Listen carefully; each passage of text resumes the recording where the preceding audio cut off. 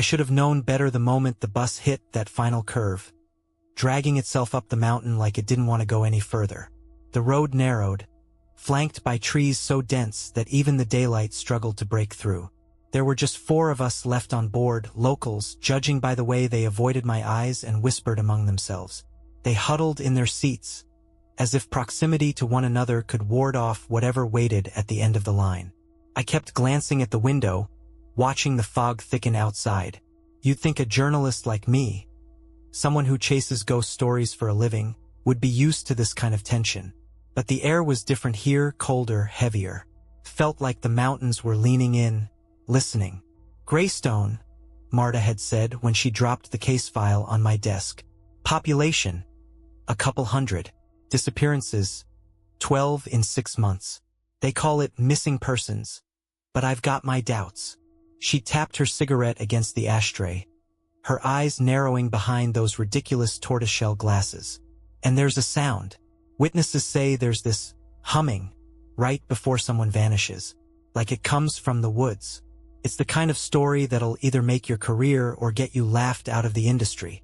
Naturally, I'd packed my bags that night. The bus screeched to a stop so abruptly I nearly slammed into the seat in front of me. End of the line, the driver grunted. He didn't look at me, just kept staring straight ahead like the village might reach out and grab him if he made eye contact. I stepped off the bus, and the cold hit me like a slap. The air smelled metallic, like a rainstorm that hadn't arrived yet. The place was exactly as bleak as I'd imagined. Crooked houses leaning into each other like drunks, a single dirt road that wound through the center of town, and a wall of black forest encircling everything. I looked back as the bus pulled away, its engine coughing and growling. It disappeared into the mist before it even cleared the bend, leaving me alone in the middle of nowhere. Well, not entirely alone. The villagers were watching me. Not openly, not in a curious way, but like they were trying to decide if I was a threat or a fool. Most of them stayed in the shadows of their porches or behind windows, but their eyes followed me.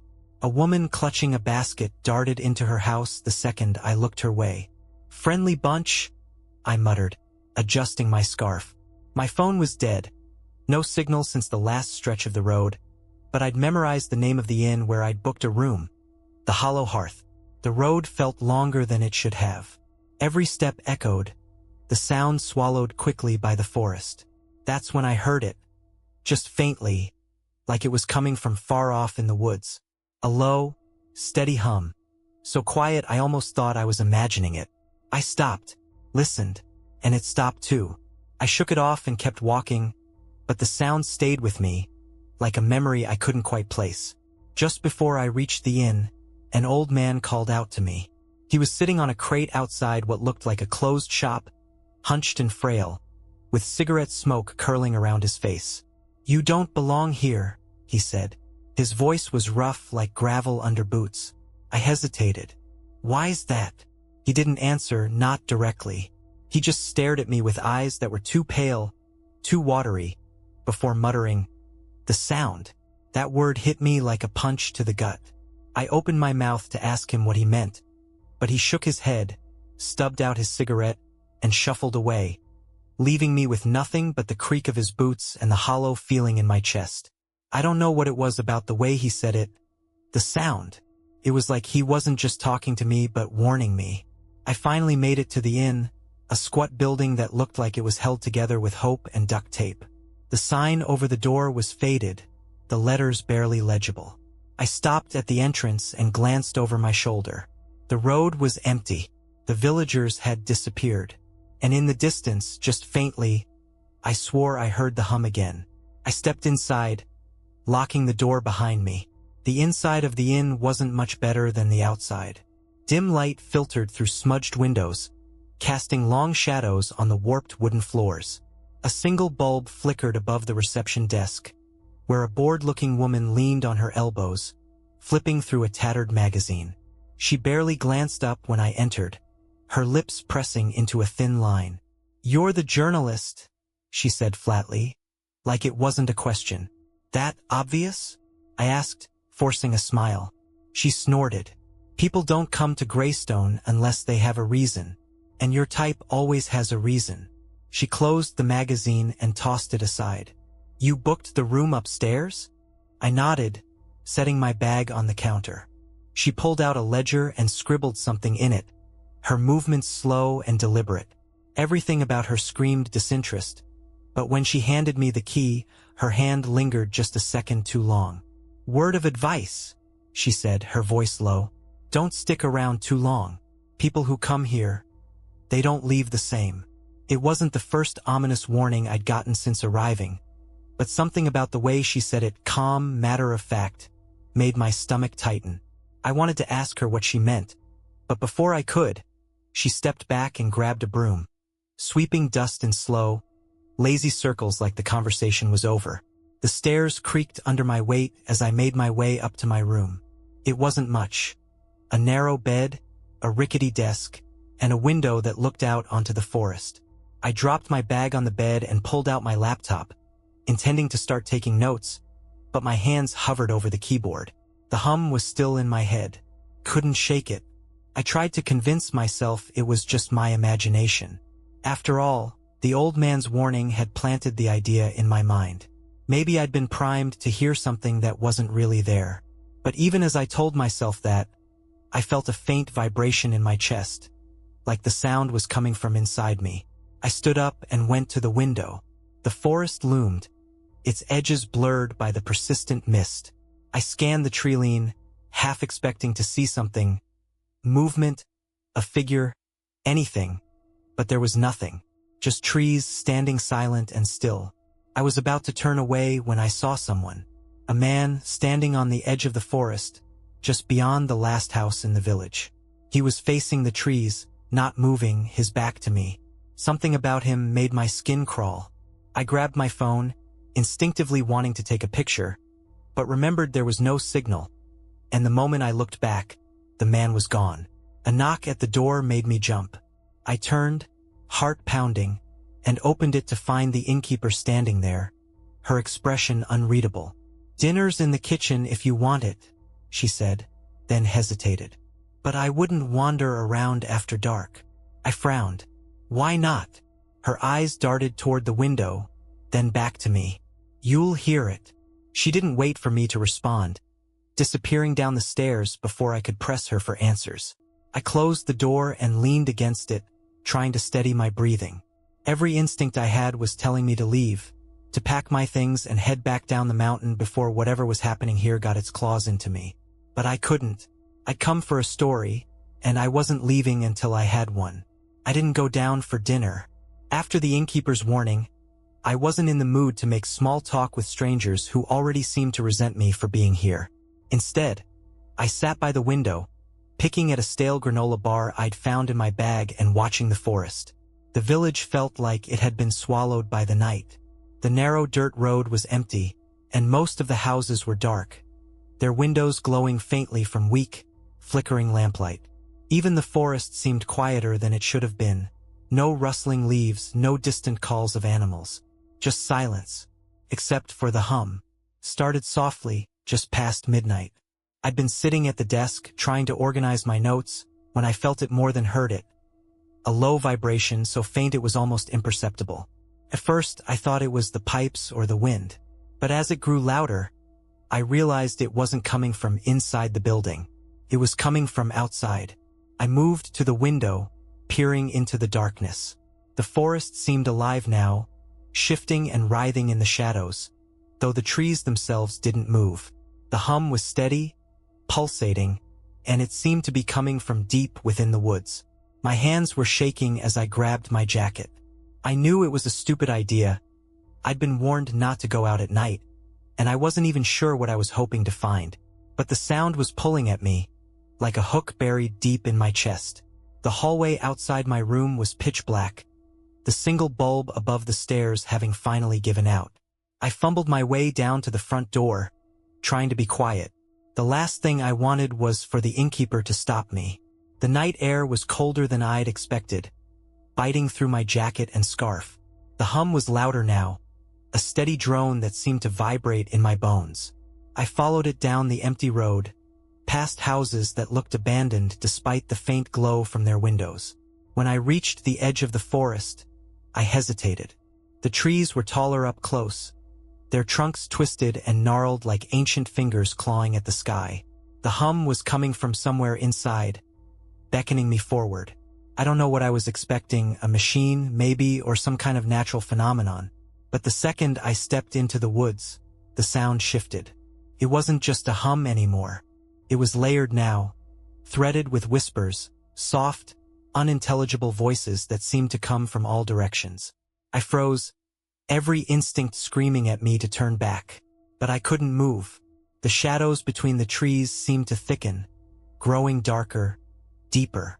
I thought I saw something, movement, just at the edge of my vision. A shape, too tall and too thin to be human, slipping silently between the trunks. Then the whispers stopped. For a moment, there was nothing but silence, not even the hum. And then I heard it. Footsteps, slow, deliberate, crunching through the underbrush behind me. I spun around, my flashlight shaking in my hand, but there was no one there.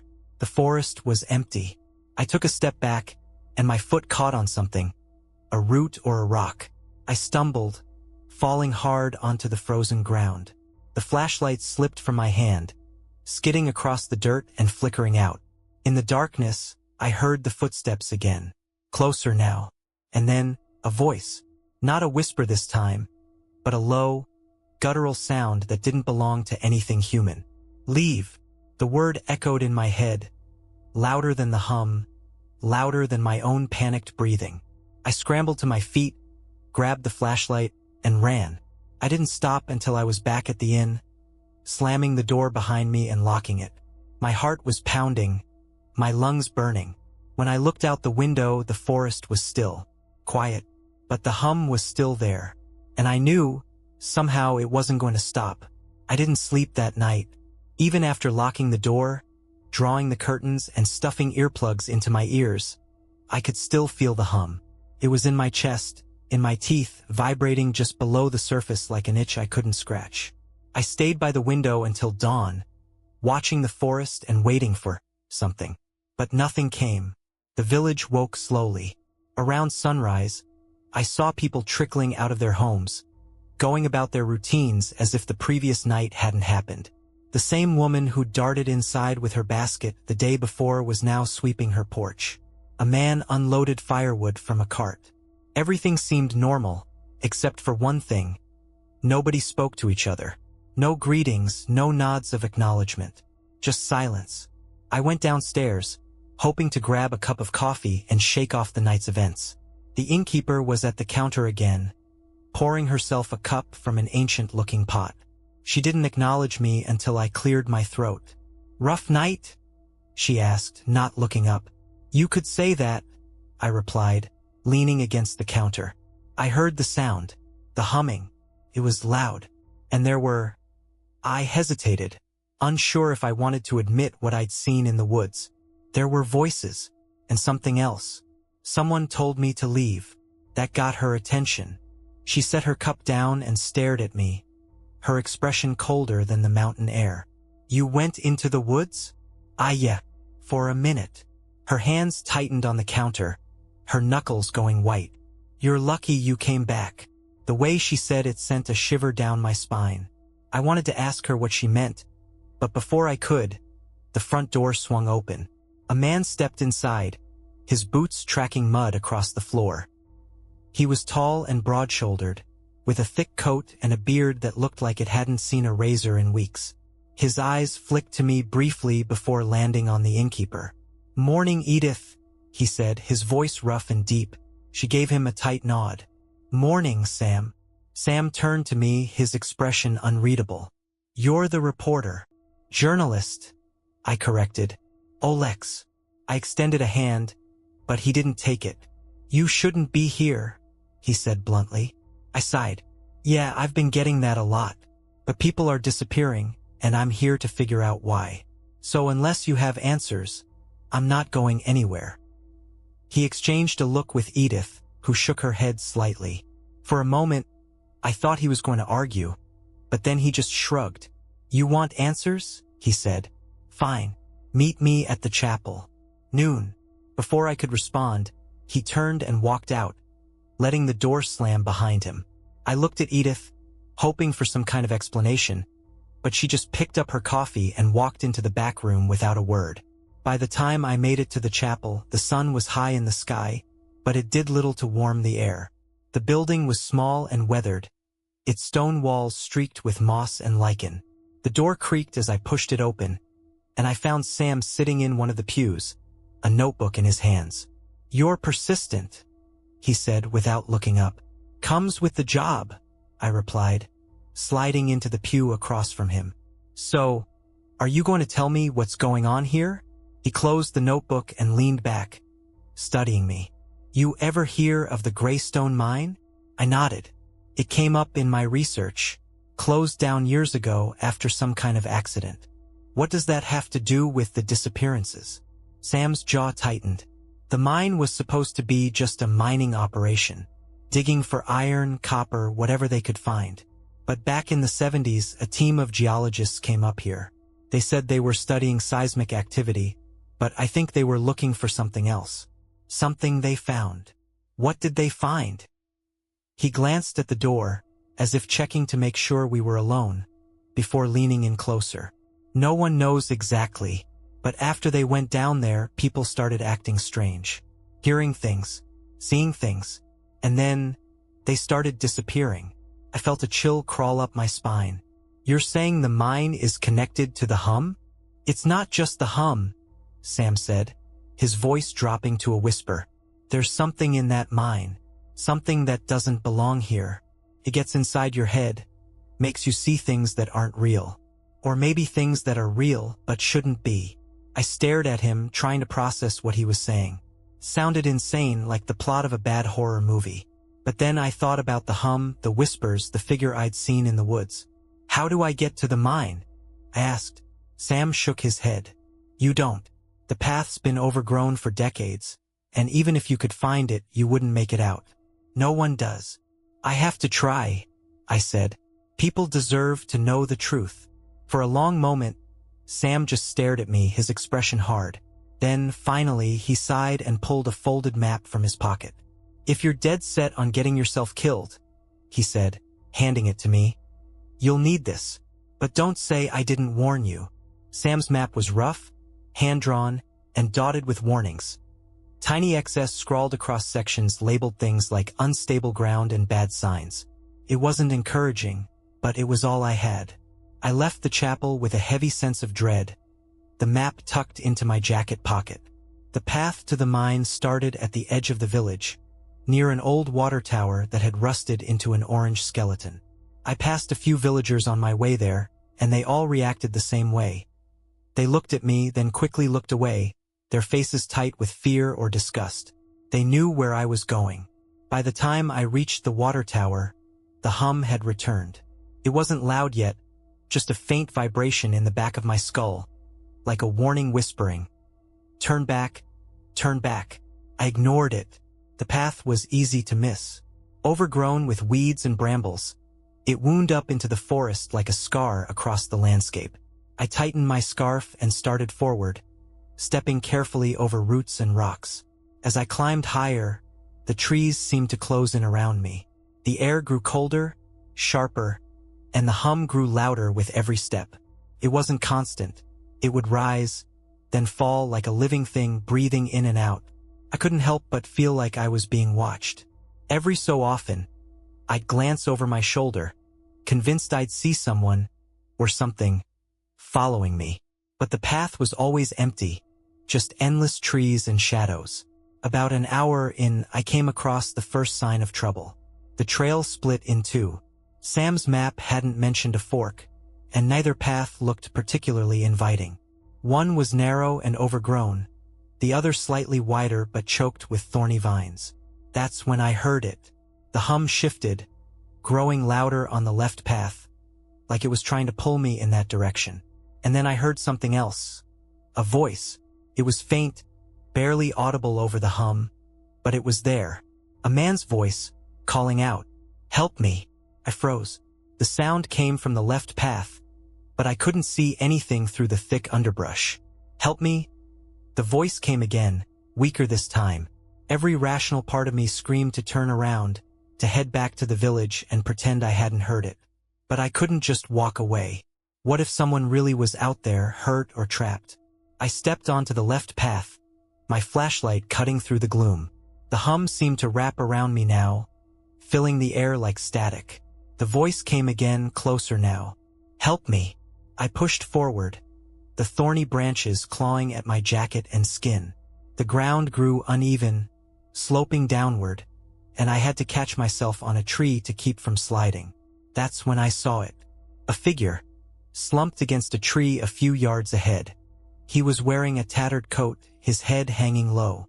"Hey!" I called out, rushing toward him. "Are you okay?" The man didn't move. As I got closer, I realized his coat was torn, stained with something dark and sticky. Blood.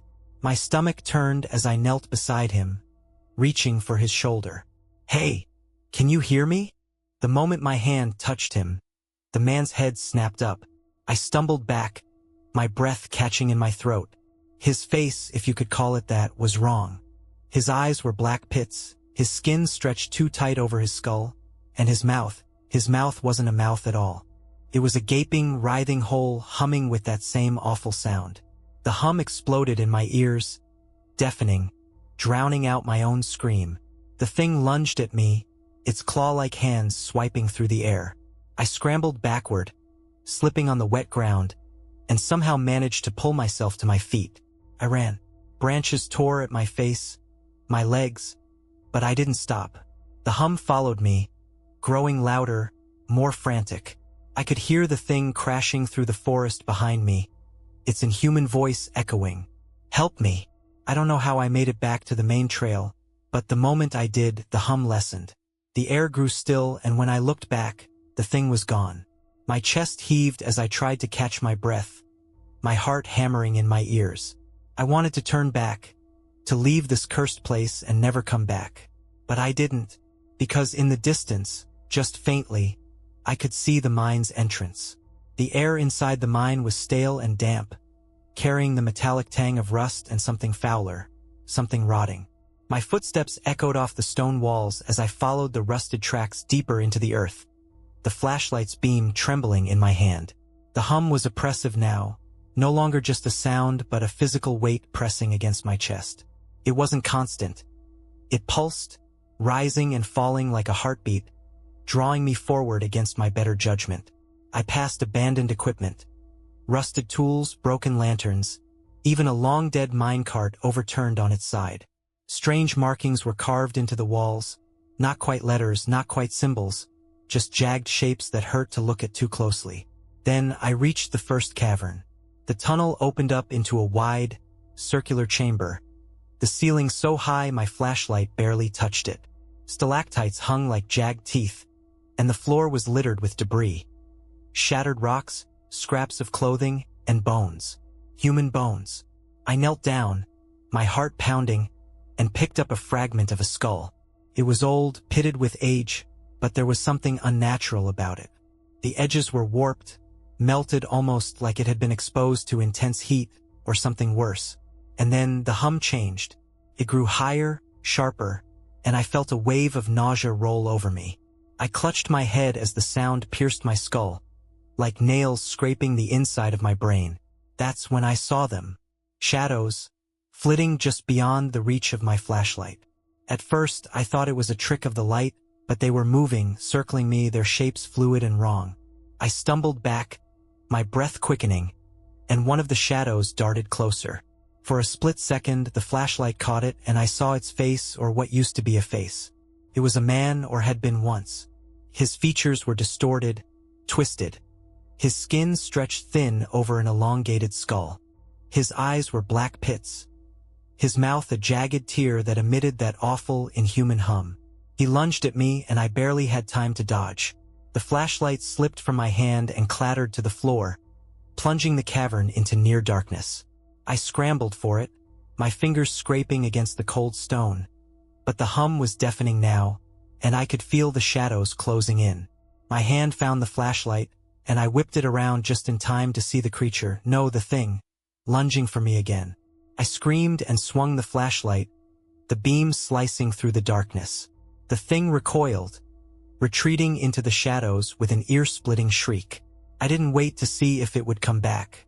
There was another tunnel at the far end of the cavern, narrower and steeper, and I bolted toward it, my pulse hammering in my ears. The hum followed me, growing louder with every step. The tunnel twisted and turned, the walls closing in around me, until finally, I saw it. A faint, eerie glow ahead, the source of the hum. The tunnel opened into a second chamber, smaller but infinitely more unnatural. The walls were smooth, polished black, veined with a pulsing green light that shifted like liquid beneath glass. The air here was suffocating, dense with the sound of the hum, which wasn't just in my ears anymore. It was inside me, thrumming through my chest like a second heartbeat. At the center of the room stood the device. It towered over everything, a tangle of blackened spires and jagged conduits that pulsed with the same sickly green glow as the walls.